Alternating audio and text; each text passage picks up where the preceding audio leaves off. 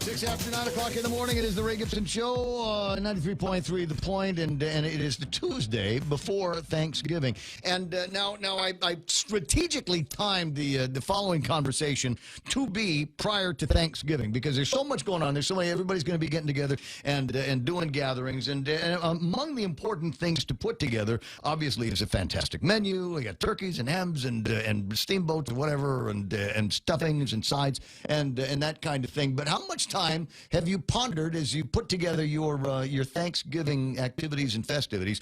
How much time have you pondered thinking about what it is that your guests are going to drink? Water and punch for the kids. For me, I like beer. I'm a beer guy. I like my beer. Generally, don't drink anything else. I will from time to do a little shooter or something like that. But for the most part, I like beer. I think it's tasty, and I'm delighted now to have in the studio a guy named Andrew Brunson. Good morning. Welcome to the program. Hey, good to be here, man. Well, welcome to Guam. So now, as I understand the story, you were supposed to be the lead role in the movie Operation Christmas Drop. Is that correct? Is that how you got here? I must have been a bit drunk. I don't remember that happening at all. No, it's okay. I just want to see if I can tie in a couple of different things, because you're the new brewmaster over at Guam Brewery, right? Yes. Okay, so yes. And I'm looking at and you maybe people watching on Facebook Live and YouTube Live and the Point.g, you looking at it going, wait a second, so he's got the beard. So he's got that going. Almost every brewmaster I've ever known in my life has got a beard. So he's got that happening. But you don't look old enough to be a brewmaster. How long have you been doing this, Andrew? I've been doing it pretty much since college. So back when I was like maybe a junior in college, I picked up a part-time job helping a craft brewery out with their canning line, which was just a killer gig for college. I'd help out for a couple hours on Saturday, and they'd send me home with a case of beer for my efforts. Was that the pay? Yeah. Oh, yeah. So which was great. You go from in a canning operation. Yeah. Okay, so now give me a little bit of background on that, because I've seen canning, but not on a massive or scale.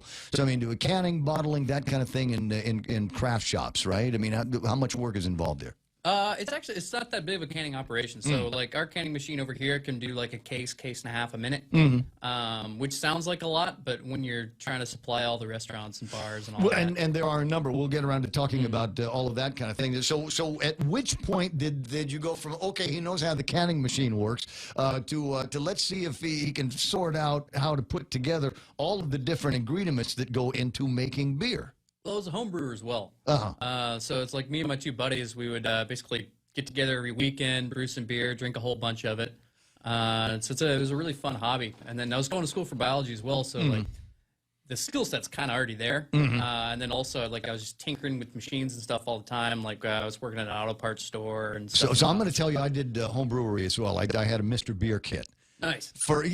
Yeah. I mean, you're not going to be taking over Budweiser or anything in a couple of days. No, but you're going to have fun, and that's the important part. Exactly. And I thought that was the greatest thing about it, is after you get a couple of batches with even a simple, like, Mr. Beer kit on you, pretty soon you start going, all right, well, I'm not going to use the sugar that comes with the pack. I'm going to put honey into this. Or I'm going to see if I can put some coconut sugar or those kinds of things, looking around in the pantry to see what I can replace to make something that is unique. And then you wait out 6 or 7 weeks, and then you drink it and you go, yeah, that was good. I think maybe I'll do it again, or that didn't work out the way I thought it was going to work out, or let's try something different. Yeah. That's the fun of that kind of home brew. Of course, that's what I love about it. Like if I wasn't having fun, I wouldn't be here. Life's too short. Amen. But yeah, fiddling around with that stuff, it was good fun. I was doing a ton of that. Like even when I first started brewing professionally, I was on the pilot system a lot. Just like brewing goofy stuff, because you can do whatever you want on a pilot system. Throw watermelon rind in there and see what happens. And those are, as I said, some of the fun games that you can play. Yeah. Advice for home brewers. I mean, what's a thing that you need to know if you're going to go and exercise this hobby? There's a lot of people, COVID-19, got nothing but time on their hands. We're not traveling, so we got plenty of money in our bank accounts. We're not eating at fancy restaurants, so there's lots of dough in the accounts, and maybe somebody's looking for a new hobby. If you were to get into home brewing, what are some of the things that you need to know? Well, I mean, there's two things. So the first one is like being clean. because you don't want any like bacteria growing in there or anything like that. Yes. And the second thing is there's an Adam Savage quote. I don't know if you like MythBusters when it was on TV. But he's the only difference between science and goofing around is taking notes. So if you wanna brew a decent beer and be able to brew it again, like, bring a notepad.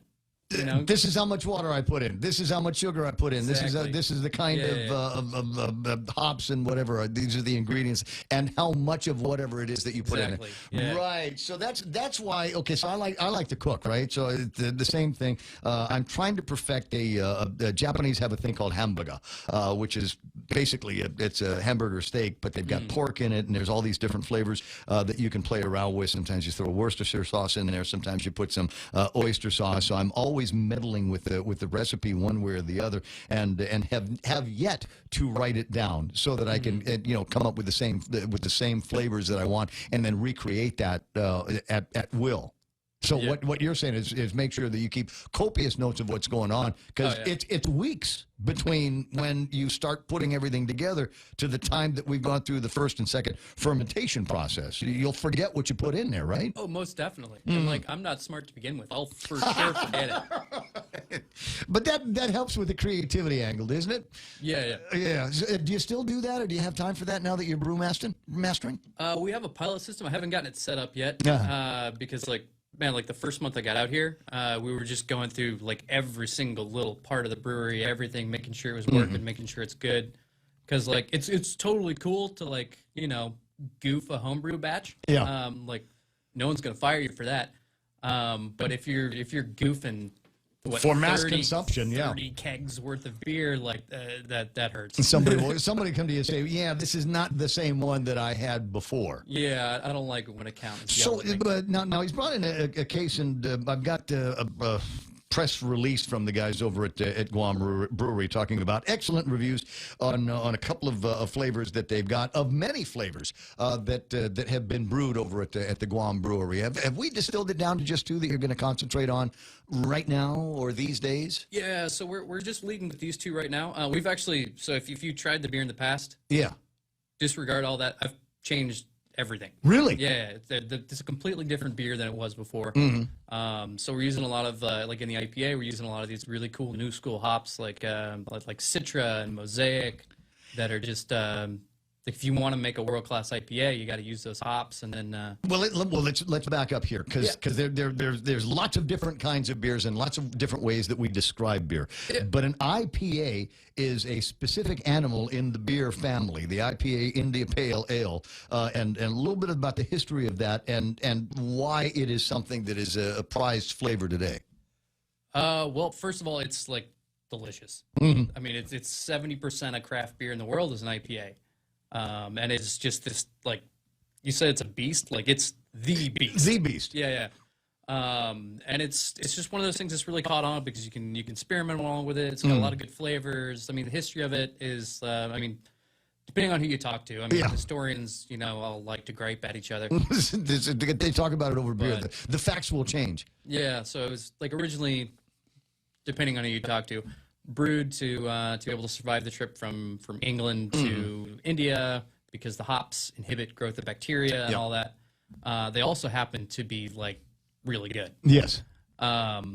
So I've tried a couple of like recreations of what that beer would be like, where like someone's like put it in a wooden barrel with a bunch of hops and like left it for months. And it's horrible, but it's definitely drinkable. Yeah. And it'd be a whole lot better than anything else you get. Well, what made it horrible? Was it just that's the way beer was done back in the olden days? It wasn't cold enough? It got too hot? Or what happened? Oh, yeah. I mean, if you leave a beer unrefrigerated in a wooden barrel for 6 months, if it's not something like an Imperial Stout, which are amazing in barrels, like an IPA, at least a modern IPA, is something you should drink fresh. Like it's never going to taste as good as the day it was canned. Yeah. It's going to taste pretty damn good for a while. The foreseeable future. But man, there's nothing better than like a beer just right out of the brake tank. Well, which is one of the reasons why people went and were very, very happy when the Guam Brewery opened, was because all of a sudden, number one, we've got a beer that we can call our own. There is a Guam beer, but it isn't brewed on Guam. But these the stuff that comes out of Guam Brewery. There's a place out in Harmon, right behind the old San Miguel Brewery, from a long, long time ago, and that's where the quote the magic happens with the Island IPA and the Guam Gold Cream Ale. More on that in just a second. So now the things that go into the IPA, the Island IPA, how much of that is actually from here? The water. Yeah. Okay. I don't know if you've been around the island much, but we don't grow a lot of hops and barley out here. No, I keep trying to think. You know, the guys are doing corn, and you might want to see if you can get with the guy that does the corn and see if there's something that you can do with that in the mix. Yeah. There's a guy right up the street from you. His name is Dennis Larson, and he has honey. He's got bees. He's a beekeeper, one of several beekeepers that we have here on Guam. And I don't know if there's a recipe that you've got in your head that might be able to use some of that local honey. Sure. Yeah. I'm waiting to do a lot of the like cool seasonal stuff for a little bit because right now we're just pushing these two out in the market. Right. It's a whole lot easier to put beer into kegs because like with a can you got to get like label approval from the TTB, you got to get design, you got to get printed, you got to get shipped. But with a keg, I can just do whatever I want. Stick it in the keg. Throw it in there, write the ABV on it, and out the door. Right out the door. Yeah. Well, it's very cool stuff. How do you determine an ABV? I mean, the can says 6.2, and I go, oh, okay, well, I guess it's 6.2. Is there a thing that you have over at the brewery that says this is how we get that number? Yeah. It's the same way you measure anything with math. So we basically say we have a starting gravity and a finished gravity. So it's basically the starting and finishing gravity. Joe, write this down. Writing it down, sir. Thank you. Oh yeah, it's you're measuring the density of the liquid. Okay. So when yeast go through, they're going to turn all those sugars into CO2, which is obviously going to disappear, and alcohol. We'll burp it out. You just measure the density difference, and then do a little mathety math, and then you get your ABV. Okay. And that's something that you can configure in the brewing process, or is it a surprise? When you're making beer, I mean, do you know when you're starting up a recipe what about the alcohol content's going to be?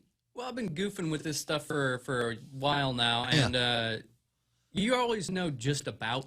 If it's a new recipe, you might be off by like a fraction of a percent here and there, depending on how your yeast performs and all that. But no, I've got it pretty much dialed in. So like the blonde ale is or the cream ale. Is like it's exactly what it says on the label. Right. But like I said, I mean, if you wanted to come up with something that's got higher octane on it or a lower lighter alcohol content, you could do that. You just adjust your recipes. Yeah, you adjust how much malt is in the beer. Okay. Yeah. All right. See, there's all this stuff that you got to keep in your head, and there is some science behind it, and it goes back thousands and thousands of years, and guys have been messing around with this kind of thing for an awful long time. So we talked about the Island IPA, and as I mentioned to him just before, and we've talked about this on the radio in the last couple of days. So I'm doing yard work outside, and I had not yet read the can. I mean, I knew it was an IPA, and IPA is not generally my first reach, but it was the stuff I had in the refrigerator that was coldest. And so I did some yard work, drink an IPA, do some more yard work, drink an IPA, do some more yard work, and before I know it, I've had 3 of these things, and I'm thinking, yeah, I was going to do some bush cut, I was going to be doing some chainsaw stuff, and I thought maybe today is not a good day to be working with sharp implements in the backyard. It just feels like it's a free ride on an ambulance to the place, because there is 6.2 in there in the Island IPA. 6.5. Yeah. 6.5. All right. Yeah. So even more. 0.3%. That's what did it to you. It must have been, because normally I can hang. So the Island IPA, it's hard for me to describe the flavor of this. And as I said, usually IPAs aren't my first go-to because they are, in my mind, just a little bit bitter. And I'm kind of a sweet tooth drinker. But I found that to be super accessible. By design, brother.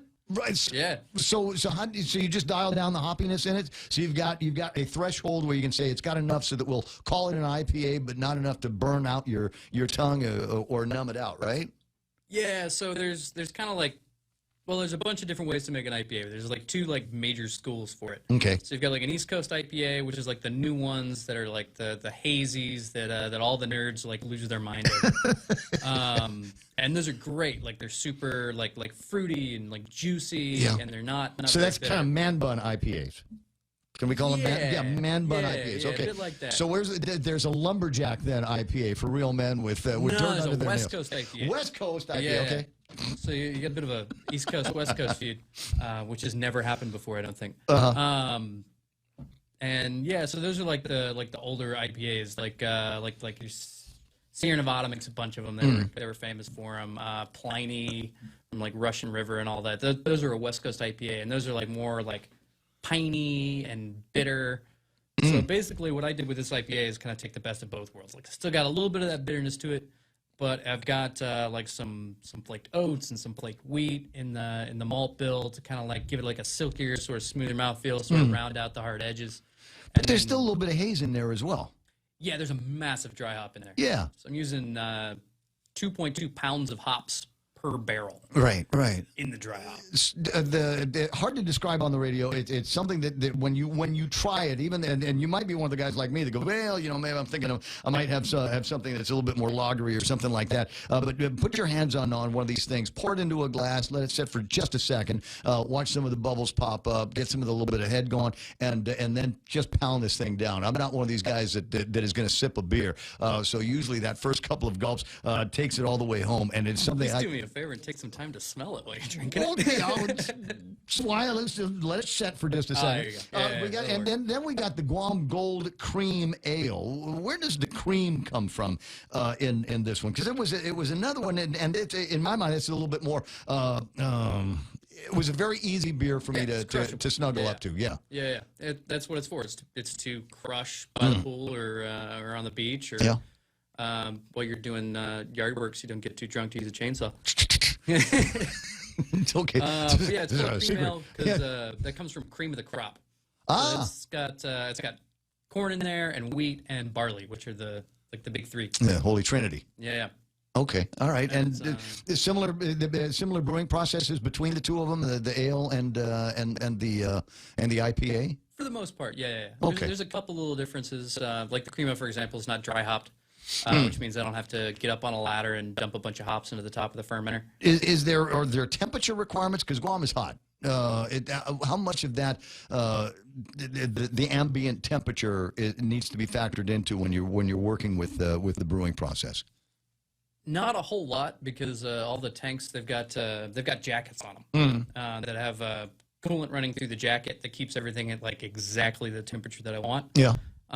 Which is great, but it also has been a pain in the butt because Guam. We got cool electricity. It's not kind to metal. No. Well, there's a big door. You just keep it closed over at the brewing place, right? No, this is the chiller unit. Had been outside for a while, and Well, if you ever run into problems with that, because this is a Guam product now, and I believe it has a lot of Guam product seals on it. So what you might be able to do with this is if your chillers go out, call the Guam Army National Guard, and see if they can bring one by for you to specifically keep that place. I got it all fixed now. Yeah. I mean, luckily, like 80% of my job is just staring, like swearing at swearing at machines. Yeah, staring and swearing. Yeah. So once upon a time, there was a Guam Brewery, and there was a restaurant in Tumon that I could go to drink the beer that came out of the Guam Brewery and eat some chow. COVID-19 did a number on that business and many others in the area. And so I think it's closed. Are you aware, Brewmaster, of any plans that the boss may have of scaling another facility like that, another restaurant/bar kind of resto thing going? It would be really cool. This is the worst time in the history of the planet to open a bar, so we're just kind of wait and see how things go for a while. Right. But now there's that, and now the Guam Brewery. These products are available virtually island-wide, and that was one of the things. It wasn't just that we wanted to brew beer so that we could serve it in our own restaurant. We want to make it so that you can go to Payless, among other places, and get your hands on the beer. So tell me a little bit about that distribution story from out of Harmon then to everywhere else. How's that work? Yeah. So we've got our stuff in the grocery stores and some of the gas stations now as well. I just make the stuff. I don't sell it, so I don't know exactly where all of it is. We can call our sales guy. Well, I know the sales guys, and we might want to ask them some questions about it. Now, if I'm buying the beer at say the gas stations, Payless, whatever, what should I be looking for? I mean, is there something on the can? Is there like a born on date? Are there indicators there on when this thing was brewed and how long it's been in the chiller at the store? We got any of those indicator storytellers on that? We're getting that soon. I've got that piece of equipment on order. It'll print the date on the label right now. But as of right now, none of these beers are over 3 or 4 weeks old. Well, I was going to say, I mean, you're the guy that's brewing it, so you get the call and say, okay, we're out of beer over at the Payless, and crank out some more cans so we can take them over there. Definitely. So you know what your churn is and what you're actually storing in the facility. Yeah. And my recollection is from being in there, there's not a lot of storage. I've got about 1,000 cases of beer in the cooler. Do you? Okay. Yeah, I mean, don't get me wrong, I can't fit a single other one in there. Yeah. Well, it didn't seem to me that it was that part of the facility was as big. I was at the grand opening back in what I like to refer to. Oh, you're talking about the tap house. Yeah. This is the production facility is a little bit more. Yeah, you should come by, hang out. They'll show you how everything works. The last time I was there I was there for a long time. It was kind of let's try this, and about every 5 minutes somebody came out and said, have you tried this beer? Have you tried this beer? So is it just these two that you're working on right now, or are there other cans of the other flavors? This is all that's available right now. Definitely working on some fun stuff for the future. There's a bunch of like seasonals we want to do. Yeah, as you said. Cool one-offs. So one of the, and I don't know how much of the philosophy has changed from where we are now, the old brewmaster, the old business plan to where the new business plan or the adjusted business plan is, but it's all new. Yeah, all new. Everything. Yeah. All right. So one of the original ideas from the guys that I was talking to with the Guam Brewery was that they wanted to kind of make something that weren't really trying to reinvent the wheel. If you like Budweiser, there's going to be a flavor that you'd be able to, as you say, crush on. If you like Bud Light, then there's going to be this. If you like something with a little bit more of an Asian feel, maybe if you want something that's a little bit more bitter, but more pedestrian versions of the beers. And I'm beginning to get the sense that, that was interesting back then, but maybe some of the other flavors that we're working on are going to be some that will be somewhat challenging to the beer consumer. No. I can make a great lager. I've got a Great American Beer Festival medal for a Pilsner I made. Right. And I can do it. So we're still kind of going down a little bit of the middle of the road when it comes to the flavors here. So you want it to be something that people are accessible to? Yeah. Okay, so the answer is yes on everything. So if I came to you and said, do me a favor, Andrew, I got a friend of mine in Hong Kong, and she's crazy about the sours. Could you do a killer sour? There's already one in the works, man. No way. Yeah. Okay, but why? Can I ask that question? Why? Why sours? Can I? Oh, it's like what I'm drinking. It's already spoiled. What is it with the sours? I'm sorry. Okay. So did they tell you I'm a girly beer drinker? I'm not one of those guys that really challenges my palate all the time. So when somebody comes to me and says you got to try this, and it's open it up and go, wow, I think it's already gone bad. They say no, it's a sour, dude. It's the next big thing. It's like anything. There's different strokes for different folks, man. Yeah. So like I actually do enjoy sours, like especially lambics, and like it's a style out of Belgium. It's like literally everything you take about brewing beer, like staying clean and like all that. Just take that and just throw it away. Just throw it away completely. And like it's just fermented with whatever kind of like yeast and bacteria is in the air. Whatever falls in, that's what falls in, and that's what happens. Yeah. Right. And then they age them in barrels for years like wine, and like they'll continue to grow and develop for decades. That's amazing to me. And those are just such beautiful sours, man. It's absolutely amazing. It's almost a religious experience watching him talk about beer, and that to me is more meaningful than anything else. Is just how much passion goes into it, and how much individuality there can be put into beer. You know, there's we talk about anything. You talk about the radio and music and whatever. There's 5 notes on a scale, but it's how you put all of those different notes together to create something that is unique. And I'm thinking that you've got that. You've kind of got that vibe going going with you, and then you add that to the unique environment that we've got around here, and as you say, what's in the air, and how is that going to contribute to the flavor of the beer? So you were mentioning like something that's like crushable and all that. So that when I was brewing in Hawaii, I was brewing for a brewery down there, and that's where I got that Great American Beer Festival medal. Yeah, it's really funny. So that award-winning beer, made a whole bunch of it, didn't sell at all. Right? So I had about 20 kegs worth in a tank, and I was like, I just need to get this out of here. I'm going on vacation. Yeah. Got a whole bunch of pineapple juice, added that, went on vacation. I came back, and they're like, hey, you know that beer that sold absolutely horribly? Yeah. Like, it's been #1 all week. Like, you have to brew it again right now. And I was like, God. Get some more pineapple. I wanted an award for this, and you really wanted fruit juice. Yeah.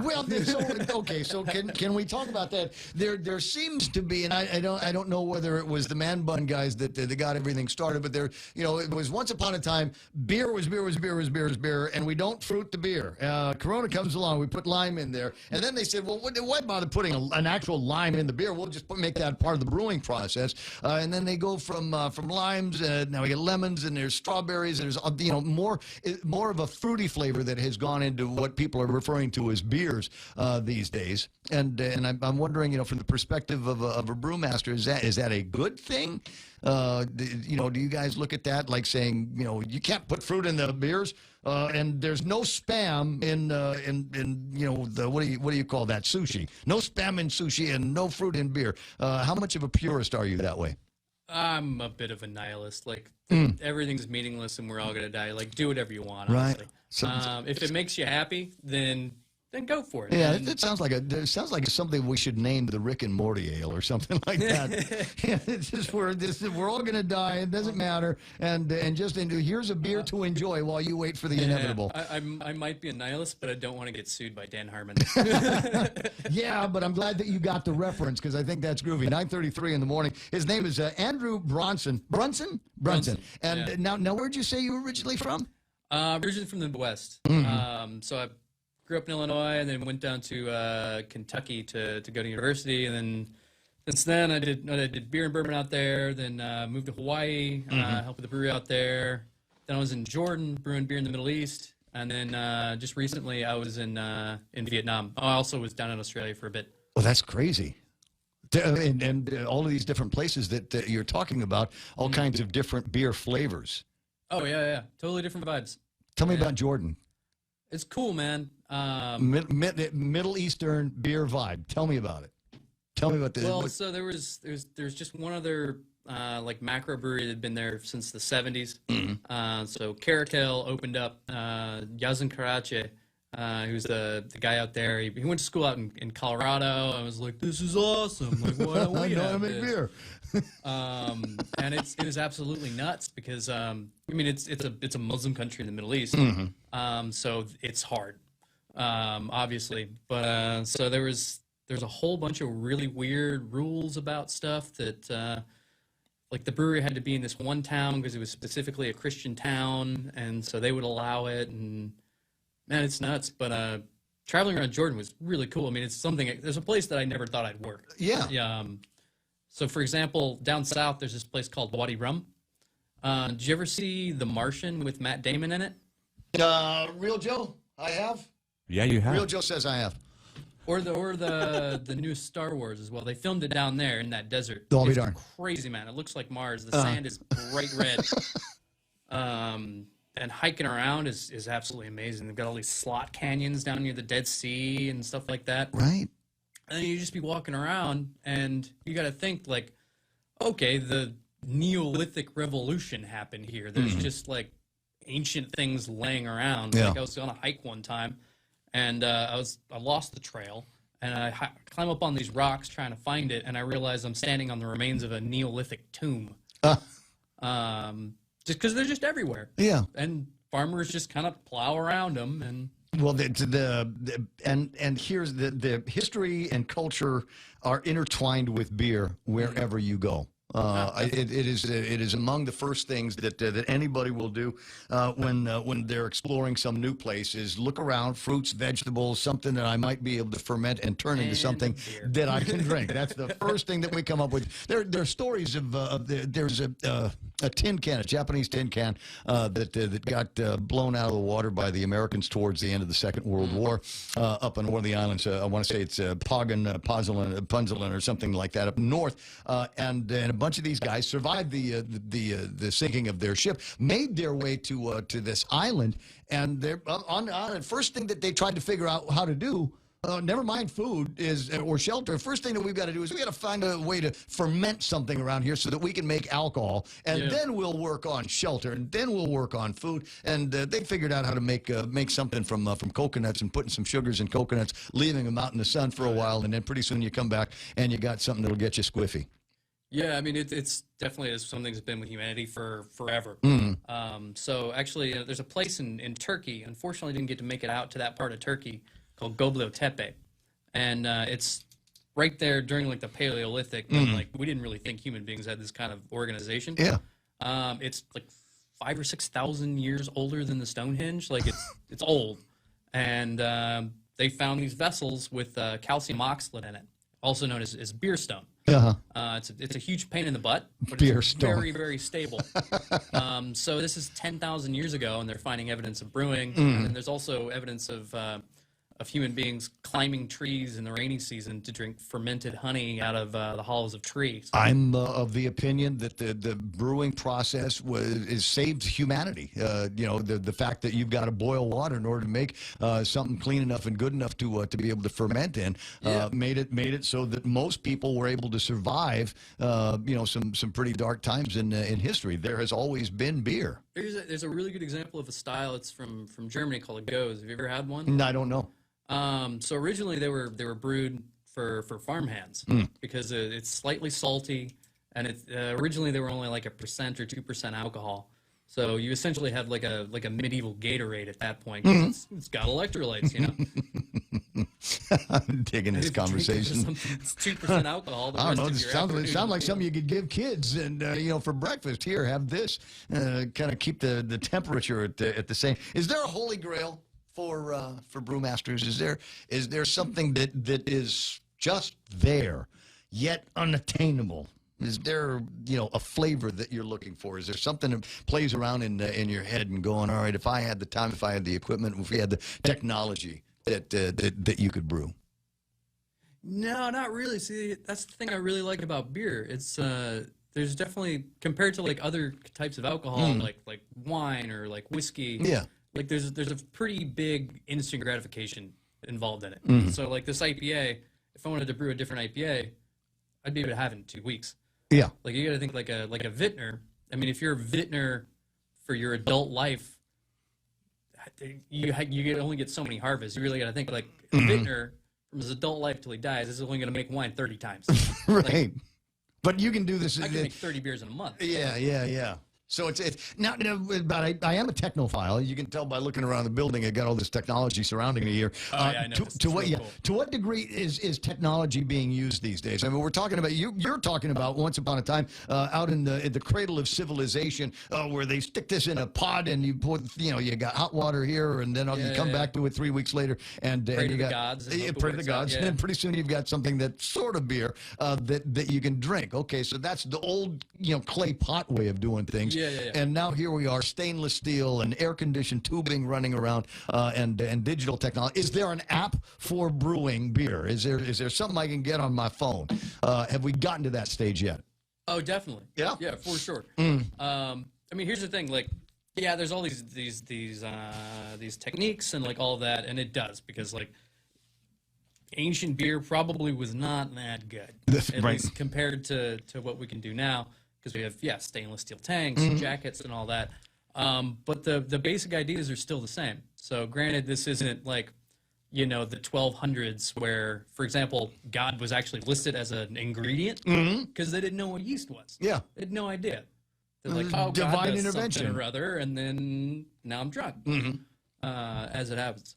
But, the basic concepts, the basic ideas are still the same. we can just do them a whole lot more precisely. Yeah, and efficiently as well. 9:40 in the morning. If you don't mind, just one more question on the other side of the break. I want to ask you a question about home brewing. I know this is a commercial venture, and we don't want you to home brew. We want you to come and buy our stuff. You can find it at Payless and at the gas station. Okay, well, so when I come back, I'm going to ask you about what I would need. Is there a place I can go, Amazon.com, and say, get me a home brewing kit, but I don't want a Mr. Beer. What's the next level up from there, and what should I do with something like that? So we'll continue the conversation. Andrew Brunson from Guam Brewery in the studios, the new brewmaster out there. While you're listening, hopefully you're getting a little bit thirsty and you want to try some of this stuff out. It's available practically everywhere. They did give me a list, and I might read it to you on the other side of these messages.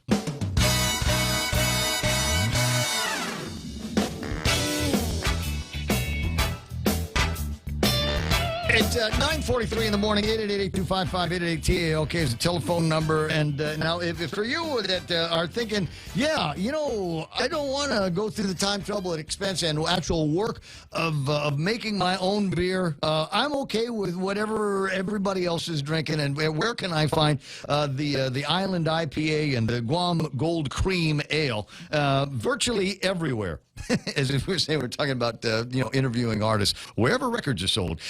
Beverage distributors and fresh to retail outlets island-wide. It says we've got them at Payless Supermarket, Circle K, Foodies, ABC stores, and Kmart, and many more are saying, I'm hearing how good this stuff is, and I'd like it to be made available to my customers as well. Some restaurants are moving the product, so you should be able to, next time you walk in someplace. Sorry, we're not walking into places anymore. Stupid COVID. The next time that you sit down outside at a restaurant and you're thinking about something cold and refreshing, I would definitely suggest, and I've got some of this at the house, and delighted that he brought another case for me that I might share with some folks, the Guam Gold Cream Ale and the Island IPA. Now, the commercial is over. If I was to get back into the process, because it's just me, a bachelor at the house, I got plenty of room, and the only thing I've got in the refrigerator right now is a turkey. At the end of Thanksgiving, that turkey's going to be cooked, and it'll be just leftovers, occupying a lot less space in the refrigerator, and I might be able to use that as a second fermentation location for something that I might create. So if I were to get back into home brewing, where do I start? What equipment, what technology, what toys do I need? I would say the cheapest way. You want the cheapest way to get into it and make something. But I'd like it to have some quality behind. The Mr. Beer is a piece of plastic. Yeah, it's a toy. It's a toy, and you can recreate that literally with a water jug. It's about the same. You pour everything in, and you close it up, and you put it someplace dark, and then come back 3 weeks later, and then pretty soon you've got something you're going to work on. But I'm talking about give me the copper pot stainless steel. Where do I go to buy? Is there like a Home Depot? Definitely, actually, that's where I was going to say. That's where I got my first homebrew. Dude, I was totally kidding about that. Really? Yeah. So those big kind of Gatorade coolers. One of those. Get a turkey burner, and then I can put together a little list of plumbing parts. Wait, like a turkey burner, turkey fryer thing? Yeah. No, you can't. That was my first homebrew setup, man. Yeah. So what about the ingredients? Where do I get the ingredients? Because as you point out, there's no hop farm, no barley place that I can go to. I can get Calrose rice at the store.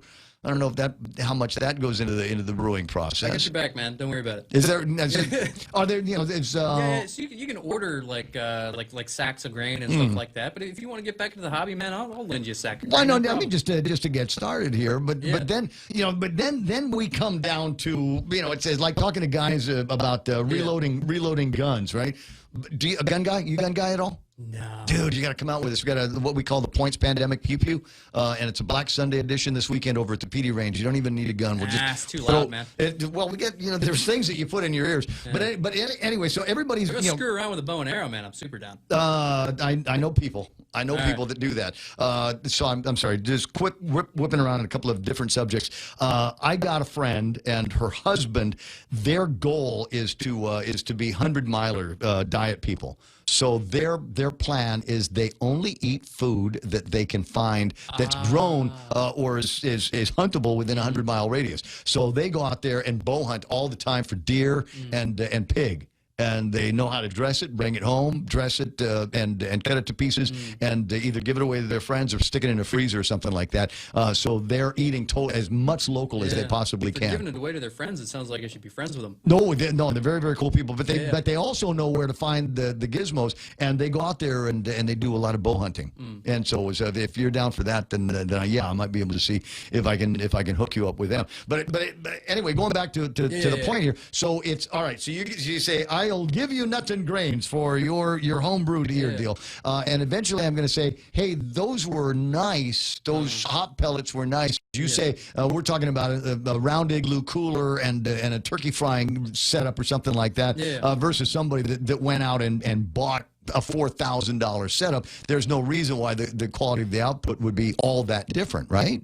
As long as you're watching your temperature control during fermentation, you're making sure everything's clean, and you're following a couple of good guidelines, then yeah, of course. Okay. All right.